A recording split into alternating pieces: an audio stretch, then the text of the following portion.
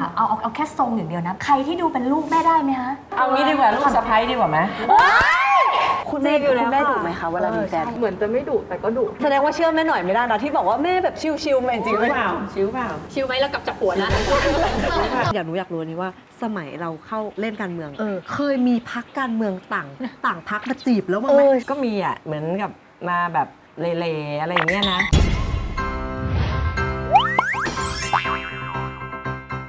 ตึงขนาดเต้นอย่างยังไม่ชนกันเลยอ่ะนี่คือบ้านที่ใหญ่มากใหญ่และสวยมากบอกหน่อยซิว่าตอนนี้เราอยู่บ้านใครบ้านคุณหญิงสุดาเกยุราพันธ์นะคะคืออย่างงี้ปกติรายการยังไงไหนเล่าของเราเนี่ยหลายๆครั้งเราก็จะเชิญเป็นแบบคนในวงการบันเทิงเราก็รู้สึกว่าจริงๆยังไงไหนเล่ามันควรจะออกไปในหลายวงการบ้างซึ่งอยากเห็นมุมมองความรักของคนอาชีพอื่นๆด้วยขยายวงการไปอีกวันนี้เนี่ยก็เลยเลือกอาชีพนักการเมืองถูกต้องสามารถติดต่อมาได้ทุกพรรคนะคะไม่ว่าคุณจะอยู่พรรคไหนจะพรรครักเธอพรรคก่อนมิลลิก็มาได้อะไรมึงอะพักมึงอะใกล้จะเชิญไปคุณปรินาเหรอคะได้ค่ะคือจริงๆพอคนมองนักการเมืองก็รู้สึกว่าดูเข้าถึงยากแต่จริงๆทุกคนต้องมีอีกพาร์ทหนึ่งที่เป็นมนุษย์มากๆเลยอยากให้ทุกคนแบบมาดูพาร์ทนี้ของเขากันเถอะอะไรอย่างงี้เนาะถูกต้องค่ะตอนนี้อย่างที่บอกอยู่บ้านคุณหญิงสุดารัตน์ใช่แล้วคือเรียกหญิงเรียกยาวเรียกแม่หน่อยดีกว่าว่าเราจะคอนเซ็ปต์คือคุยเรื่องความรักนะเราจะไม่ได้การเมืองจ๋าแม่หน่อยตื่นกับแฟนยังไงไม่ใครเคยรู้นะเขารอเราอยู่แล้วเดี๋ยวเราเดินไปกันค่ะไปค่ะตื่นสวัสดีค่ะตื่นเต้นอ่ะสวัสดีค่ะแม่สวัสดีค่ะสวัสดีจ้าหนูจะเสียงดังนิดนึงนะแม่นะเสียงดังแข่งกันแล้วอยู่กับลูกดุไหมฮะหรือว่าเป็นแม่สไตล์ไหนคะเป็นเพื่อนกันสมมติว่าลูกมีแฟนก็คือบอกแม่ได้บอกได้บอกพ่อไม่ได้โดยเฉพาะลูกสาวไม่เรียกว่าหวงแต่เรียกว่าดูให้อยู่ในร่องในรอยเราก็เข้าใจวัยรุ่นเนาะก็ต้องมีแบบนิดหน่อยถ้าลูกเราไม่มีใครมาจีบเลยมันก็ไม่ได้ขอโทษแม่แล้วแม่ค่ะเอาแค่ทรงอย่างเดียวนะใครที่ดูเป็นลูกแม่ได้ไหมคะเอางี้ดีกว่าลูกสะใภ้ดีกว่าไหมได้ค่ะลูกคุณแม่มีลูก3 คนมีลูก3 คนผู้ชายคนโต2 คนแล้วก็คนเล็กเป็นผู้หญิงมาเป็นสะใภ้บ้านแม่นี่ยากไหมคะไม่เลยแม่เป็นคนหัวสมัยใหม่แม่ไม่สเปคก็คือว่าลูกชอบก็โอเคแต่ว่าขอว่าไม่ใช่มาแล้วมาทะเลาะกับแม่ผัวนะก็คือต้องเข้ากันได้เขาก็ต้องเข้าใจธรรมเนียมของบ้านเราเพราะแม่จะสอนลูกอย่างนี้ว่าพี่น้อง3 คนเนี่ยต้องรักกันอย่าให้คนอื่นมีความสำคัญมากกว่าพี่น้องหรือครอบครัวถ้ามีแฟนเนี่ยแฟนจะมาโอเวอร์ลูกฎของบ้านจะมาทำให้พ่อแม่พี่น้องทะเลาะกันเนี่ยอันเนี้ยแม่ถือมากที่สุดนอกนั้นไม่เป็นไรเขาจะชอบคนยังไงหน้าตาอะไรแล้วแต่เทสเขาเป็นยูทูบเบอร์ได้ไหมแม่เป็นยูทูบเบอร์ที่ชอบมากเลยแม่มีช่องหนึ่งอ่ะแม่ยอดซับค่อยๆขึ้นนิดเดียวมันยังขึ้นน้อยแม่ป่ะได้โหฝากสะใภ้ต้องฝากสะใภ้ตัว3นะคะก้อยนัตตี้นัตรีนะคะอย่าลืมนะคะ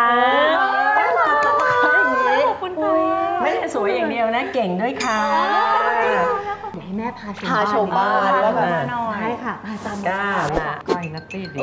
กำลังเลือกอยู่ใช่ไหมคะกำลังเลือกอยู่เนี่ยชอบทำมาหากินค่ะแม่คะชอบสเปคแม่ก็เป็นแม่ค้าตั้งแต่เด็กเหมือนกันค่ะแม่เรียนมศ.3แม่ก็เป็นแม่ค้าแล้วโอเคชอบค้าขายชอบอะไรชอบค้าขายเหมือนกันค่ะชอบแม่นี่รักเลยมึงซื้อใจแม่อย่างนี้เลยเหรอก้อยไปไหนดีหนูอีกคำนึงค่ะแม่เป็นแม่ชอบโดเรมอนเหรอคะเปล่าค่ะพ่อชอบโดเรมอนมากห้องทำงานพ่อมีแต่โดเรมอนทั้งห้องนี่ตัวนี้ลูกก็ซื้อให้พ่อตัวนี้ลูกพ่อเขาชอบรถเฟอร์รารี่เขาก็ซื้อให้น่าจะเป็นตัวนี้นะแม่อันนี้คุณแม่ซื้อให้แต่มันนานมาแล้วมันเยินแล้วคุณพ่อชอบโดเรมอนแต่คุณแม่ชอบน้องหมาใช่ชอบหมาหมดเลยเพราะว่าแม่เนี่ยเลี้ยงหมาตั้งแต่เด็กแก่มามันไม่ค่อยมีเวลาก็เลยมาเปลี่ยนเป็นเลี้ยงหมาเซรามิกแต่ตอนเด็กๆพ่อแม่พาไปเที่ยวเมืองนอกก็เจอหมาเซรามิกเนี่ยก็จะรีเข้าไปซื้อขอดูหน่อยได้ไหมคะได้เลยขอดูหน่อยค่ะสวัสดีค่ะอายุเท่าไหร่จ๊ะอายุ23 23ลูกสาวมีแฟนไหมมีค ความรักไหมความรักไหม คุณแม่ดุไหมคะเวลามีแฟน เหมือนจะไม่ดุแต่ก็ดุ แสดงว่าเชื่อแม่หน่อยไม่ได้นะที่บอกว่าแม่แบบชิวๆแม่จริง ชิว ไหม เปล่าชิวเปล่า ชิลไหมแล้วกลับจากผัวนะไปสิลูกนี่มาแล้ว ช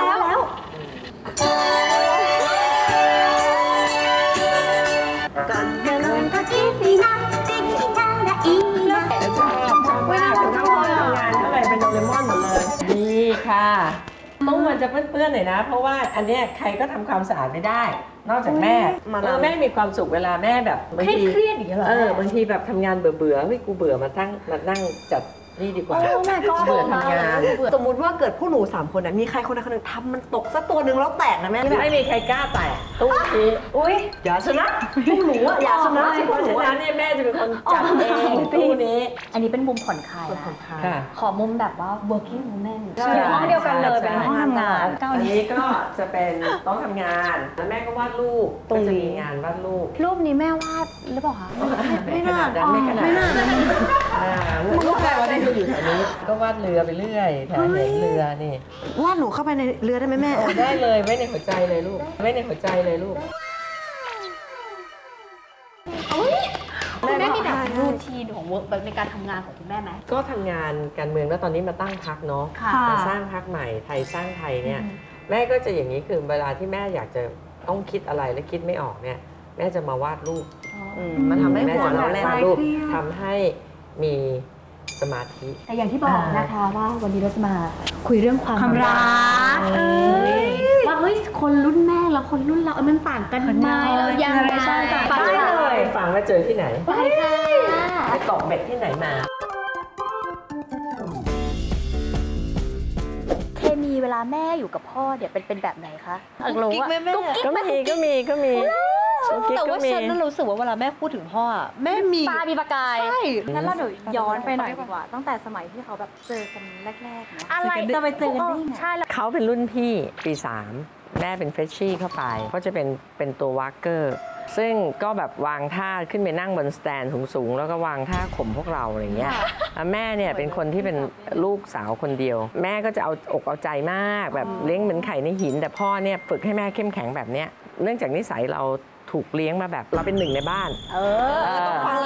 ไม่ยอม ทุกคน ไม่ยอมคนไม่ยอมคน เพราะฉะนั้นเราไม่ชอบให้ใครมาตะคอกมาดุด่าเราแบบไร้เหตุผลเนี่ยนั่งกันอยู่เนี่ยร้องเพลงเชียร์ขณะรออ่ะมันก็ต้องกินอะไรบ้างต้องเมาบ้างเช่นแบบเราก็เมากันแล้วเขาก็จะชอบด่า เราก็เกลียดหน้ามากเลยว่า เอ้ยไอ้พี่คนนี้เนี่ย ชอบด่า ชอบด่าอะไรเงี้ยมันก็เกิดขึ้นในตอนปี 1แม่เนี่ยไม่ค่อยเรียนหนังสือแต่แม่มีเหตุผลเพราะว่าแม่นี่เปิดร้านตั้งแต่มศ.3อย่างที่เล่าให้ฟัง ที่ขายของ แม่จะขายกิฟต์ช็อปขายเสื้อผ้า แม่ขายได้เป็นแบบหลายแสนบาทอ่ะจนแม่มีเงินเซ้งร้านอ่ะที่ไดมารูแล้วเสร็จแล้วจากนั้นนี่แม่ก็ไปเปิดที่เซ็นทรัลลาดพร้าวด้วย เพราะฉะนั้นแม่ก็จะเป็นคนที่ไม่ค่อยเรียนหนังสือ เพราะมีเหตุผล เพราะแม่ก็จะชวนเพื่อนโดดด้วยกัน ก็ไปเดินห้างไปกินไอติมไปดูหนังแล้วก็แวะดูร้านเพื่อให้เรารู้สึกว่าเราได้ทำงาน เรื่องมันก็เกิดขึ้นมาวันหนึ่งในการสอบความที่เราไม่ได้เข้าเรียนเราก็ต้องซีล็อกเพื่อนแม่คนนี้ก็น่ารักมากเขาเข้าเรียนทุกคลาสแต่แม่เนี่ยเป็นคนนั้น1 อาทิตย์ก่อนสอบนะแม่จะไม่ทำอะไรเลยนะแม่จะอ่านหนังสืออย่างเดียวก็ปรากฏว่าวันนั้นเนี่ยมันไม่ตรงตำรากับหนังสือก็พยายามจะแบบบอกเพื่อนชื่อสาแกมันไม่ตรงก็พยายามจะเปิดไอ้หนังสืออันนั้นเนี่ยก็ไม่ได้ดูทางตอนนั้นจุฬาเขาเปิดท่อลอกท่อพอลงฟุตบาทปั๊บก็ลงท่อเลยเนี่ยตกท่อเลยแล้วก็เนี่ยมันจะเป็นแผลเป็นอยู่ตรงเนี้ยมันก็จะแบบเหล็กมันก็เข้าไปเสียบใช่กำลังจะขึ้นตึกคนก็นั่งรออยู่แถวตึกเยอะแยะเลยใช่ไหมพ่อเขาก็นั่งอยู่ตรงโต๊ะตรงนั้นพอดีครูก็บอกงั้นเธอมาเธอยังไม่สอบเธอพาเขาไปโรงพยาบาลพ่อก็เลยรถพาไปโรงพยาบาลจุฬาจากนั้นก็ขับรถไม่ได้เขาก็มารับตอนเช้าไปโรงเรียนแล้วก็ส่งกลับอะไรเงี้ยมารับทุกวันเลยจนเราตัดแผลแล้วก็ยังมารับอยู่หายละแต่พ่อยังไม่หายพ่อยังมาอยู่ก็สรุปได้สามีเพราะตกท่อปกติเขาตกหลุมนะแต่เขาตกท่อเขาดีกับเราอ่ะเขาห่วงเราตลอดเวลาอะไรอย่างเงี้ยตอนนั้นจริงๆแล้วก็มีหลายคนจีบนะแต่เขาได้ใช้ ความที่เขาเป็นพี่โต๊ะไง ฟ้ามันประทานมาให้แม่ ก็ ต เป็ ก น พ่อเราเจอเขาด้วยไหม คือหนูว่านะ เจออยู่แล้วแต่ไม่เคยคิดไง เดี๋ยวนะเท่ากับคบมาตั้งแต่ปีหนึ่ง ก็ยังไม่เป็นแฟนหรอก อ๋อ ก็สักปี 2อะไรเงี้ย แล้วยาวไปจนถึงทุกวันนี้เหรอคะ ใช่ใช่ใช่ใช่ใช่ เป็นคนแรกเลยไหมแม่ 41 ปี 41 ปีค่ะ อันนี้คือคนที่พิชิตใจเราแต่เรามีจริง ๆ แล้วเรามีสเปคข้างนอกนะแบบว่าชอบไทยๆนะหรือว่า จริงๆเขาพ่อก็ไม่ค่อยจะสเปคเท่าไหร่นะ เป็นแบบไหนคะแบบไหน สเปค คือพ่อเนี่ยก็สเปคส่วนหนึ่งก็คือชอบคนสูง ชอบคนที่เก่งนะพ่อก็เล่นกีฬา โรแมนติกไหมแม่ เขาจะรู้ว่าแม่ใส่เสื้อไซส์อะไร ใส่รองเท้าไซส์อะไรอะไรเงี้ยแต่แม่ไม่ค่อยรู้กับเขา เขาก็จะถามเรื่อยเวลาไปช้อปปิ้งอ่ะเธอฉันใส่เสื้อเบอร์อะไรคออะไรแล้วก็คือเรามันมีอะไรที่เมมโมรีในสมองเยอะเมมโมรีมันเต็ม ไม่ใช่ไม่ใส่ใจนะ แล้วเขางอนไหมคะแม่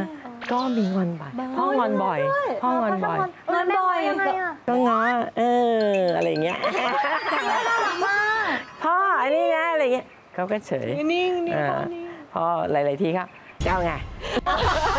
เขาเปลี่ยน แม่บอกว่าจะหายงอนหรือยัง ก็ต้องชมนะว่าพ่อเขาอดทนกับแม่เพราะแม่นี่แทบจะแบบไม่มีเวลาเลยไงพอมีลูกคนแรกอ่ะอายุได้5 ขวบแม่ก็เข้าการเมือง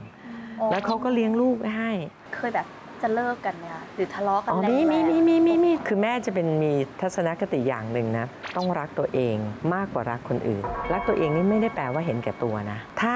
คนที่เราคบด้วยเนี่ยเขามาสร้างความทุกข์ให้กับเราเราก็เหมือนกับเราต้องไปทุกข์กับเขาอะเราต้องรักตัวเอง ใครที่มาอยู่กับเราแล้วทำให้เราทุกข์เราอย่าอยู่ ทุกคนปรบมือค่ะ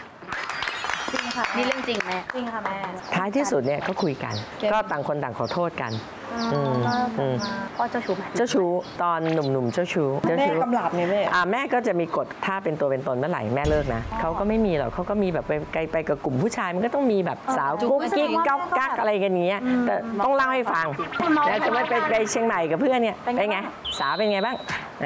ก็จะถามอย่างเงี้ย แม่เอางี้เลย เขาก็บอกไม่มีหรอกมึงเชื่อไม่มีได้ไงอะไรอย่างเงี้ยคือเราก็รู้อย่างเงี้ยก็คือเราก็เป็นกฎนะแม่เนี่ยเป็นคนที่ชินกับพ่อไงพ่อมีเมียเยอะตอนเด็กๆก็แม่ก็ไล่ตามพ่อแต่ตอนที่แม่โตแล้วเนี่ยแม่ก็จะเป็นคนคุมคุณตาตอนนั้นบ้านอยู่ตรงปากทางลาดพร้าวอยู่ซอย1รถข้างหน้ารถพ่อนี่หว่ารถเบนซ์พ่อเราทำไมมีผู้หญิงผมยาวนั่งอยู่อยากรู้อยากเห็นหน้าว่าใครก็บีบแต่ให้จอดไม่จอดแม่ก็ไล่ชนไปตลอดทางอ่ะจนถึงลาดพร้าว101ชนรถพ่อไปเรื่อยๆจนกว่าจะต่อ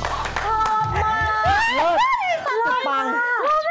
ใช่เพราะฉะนั้นแม่มีประสบการณ์การรับมือแล้วแม่ก็ทำใจได้ว่าผู้ชายมันต้องมีอ่ะเล็กๆน้อยๆแต่แม่มีกฎว่าคือไปกับเพื่อนผู้ชายมันจะมีแบบกุ๊กกิ๊กกักกักไม่เป็นไรแต่ว่าถ้าเธอมีแบบเป็นตัวตนเมื่อไหร่ แล้วมาทำให้ครอบครัว ตาย มีปัญหา ตายใช่นะเพราะว่าตายดูไม่ได้ตายเล่นนะ จริง ตายจริง เชื่อเลยเพราะว่าขับรถชนพ่อมาแล้วเรื่อย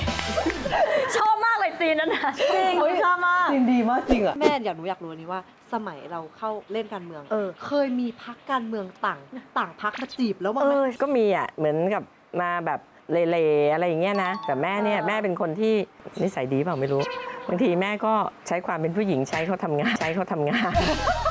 แม่เลิศว่ะ บางทีมันก็ต้องใช้เขาทำงานบ้างอะไรอย่างเงี้ยไม่ก็บอกด้วยนะว่ามีสามีแล้วนะมีลูกแล้วด้วยพาลูกเข้าสภา มีคนต่างพักที่เรารู้สึกชื่นชมหรือชื่นชอบเป็นพิเศษไหมแม่ พอมาแม่มาสร้างพรรคใหม่เนี่ย ค่ะ แม่ได้เด็กรุ่นใหม่อะที่เป็นรุ่นอย่างลูกเนี้ยนะทั้งผู้หญิงทั้งผู้ชาย แล้วโคตรเก่งเลยแต่ละคนน่ะสวยก็สวยหล่อก็หล่อแล้วโปรไฟล์ดี ตอนนี้ก็เลยมาคลั่งกับเด็กๆในพรรคนี่แหละปลูกปั้นเดี๋ยวนี้เด็กรุ่นใหม่นะเก่งแล้วเขาห่วงอนาคตของบ้านเมืองของประเทศ แต่ว่าเพียงแต่ว่าประสบการณ์เรามีมากกว่าเขา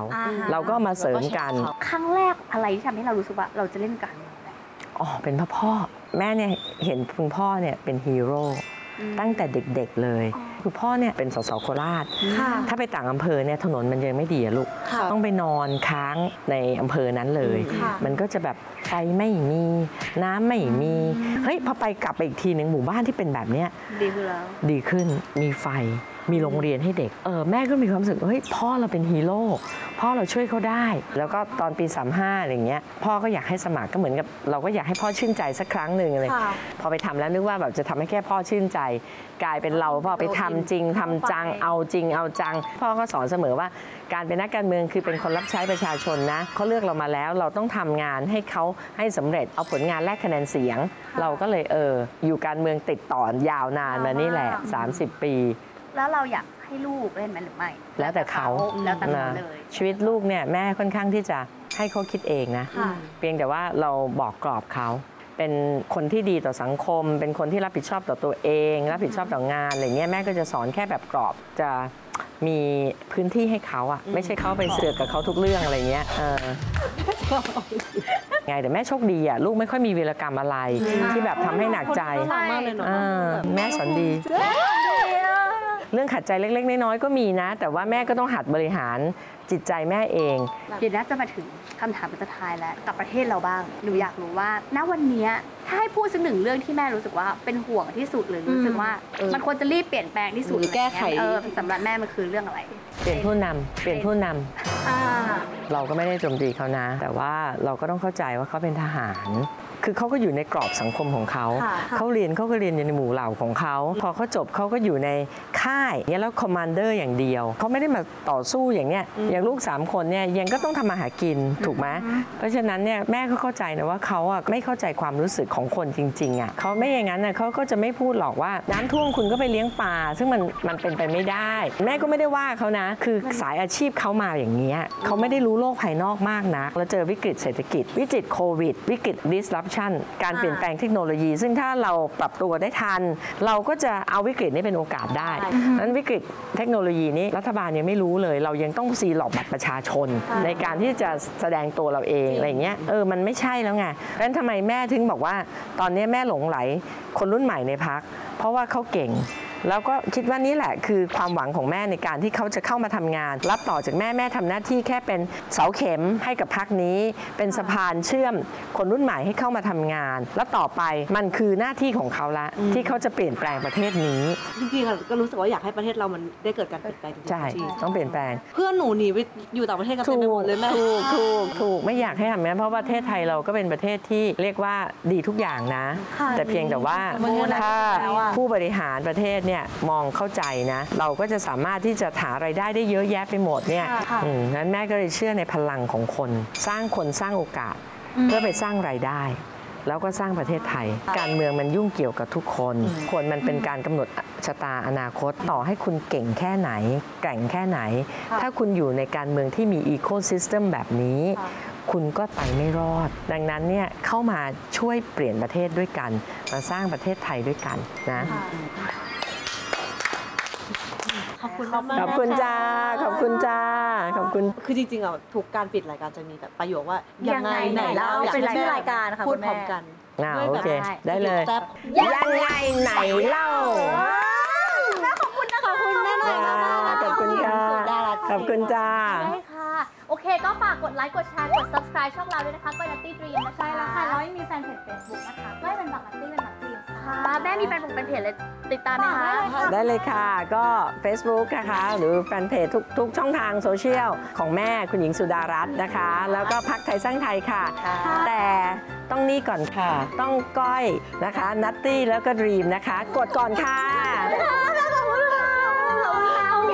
ฝากด้วยนะติดตามคุณแม่ได้ที่แฟนเพจทุกช่องทางนะใช่แล้ว